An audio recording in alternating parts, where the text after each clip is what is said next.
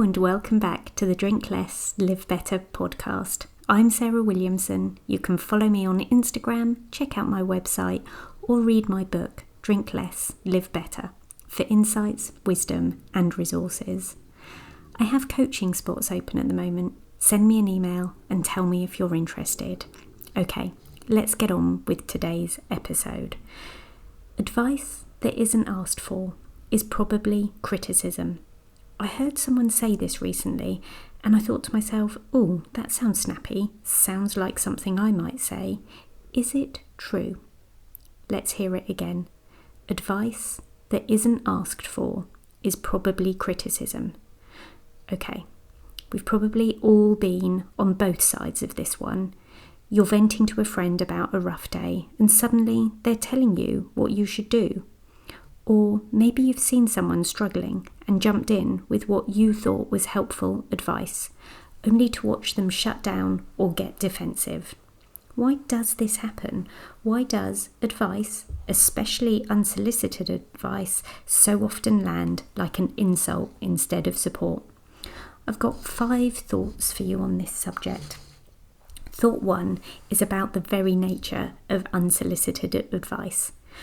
When we give advice that hasn't been asked for, what we're really doing, whether we mean to or not, is implying that the other person isn't handling things correctly.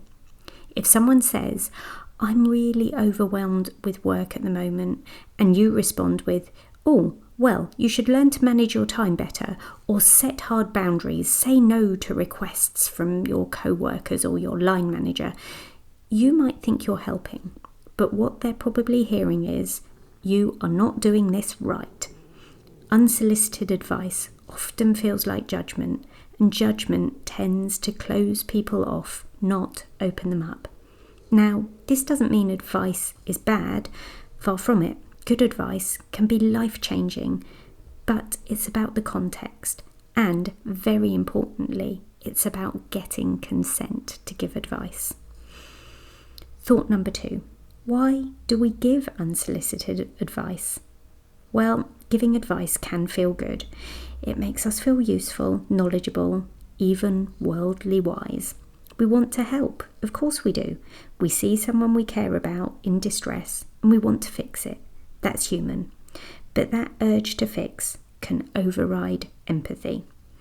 Instead of being with someone in their discomfort, we jump straight to problem solving. And in doing so, we often miss what they actually need in that moment.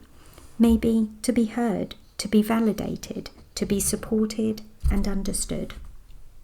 Sometimes giving advice is more about our discomfort than theirs. It's hard to watch someone struggle. So we try to control the situation by offering solutions, even when they weren't asked for. Thought number 3. What's the impact of unsolicited advice? Well, it can damage trust. It can make people feel small, incompetent, or misunderstood. Have you ever opened up to someone only to regret it because they immediately started telling you what you should do?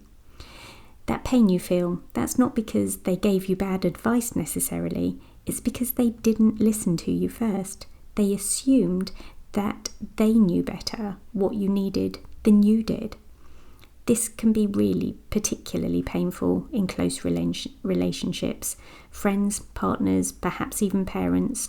When people give advice without asking, it creates emotional distance. It tells the other person, I'm not really seeing who you are, I'm seeing a problem and I want to fix it. Thought number 4. How can we do it differently? What can we do instead? Well, maybe take a pause and ask. Before jumping into advice mode, perhaps you could try something like, do you want some advice or would you just like me to listen to you? How about, would it help if I shared what worked for me? Or what kind of support would you like from me right now? These questions signal respect. They shift the power back to the person and allow them to decide what they want or what they need. Another nice approach is reflective listening. That means repeating back what you're hearing in your own words to show that you really are paying attention. It helps the speaker to feel really listened to. I've said this once, I've said it a lot of times. People are not projects. People are not projects. Sometimes people need a space to talk through or think through what's going on with them without being redirected as a project. Thought number 5. When advice is welcome. Of course, there are going to be times when advice or guidance is deeply appreciated, but those moments usually involve a bit of trust, timing, and, most importantly, a request for it. If someone says, "What do you think I should do?" then go for it. That's your green light. But even then, I'd still be cautious about framing your advice gently. "Well, in my experience, this is what helped," or "One option you could consider is," or "I wonder if it might be helpful too." These types of sentences offer ideas without imposing them. Okay, the next time you feel that urge to give advice, pause. Ask yourself, am I offering this because they asked, or because I'm uncomfortable with their struggle? Real support doesn't always look like solutions. Sometimes it's presence, and sometimes it's silent present. That sounds really hard. I'm listening to you. Unsolicited advice might feel helpful, but it's often received as criticism.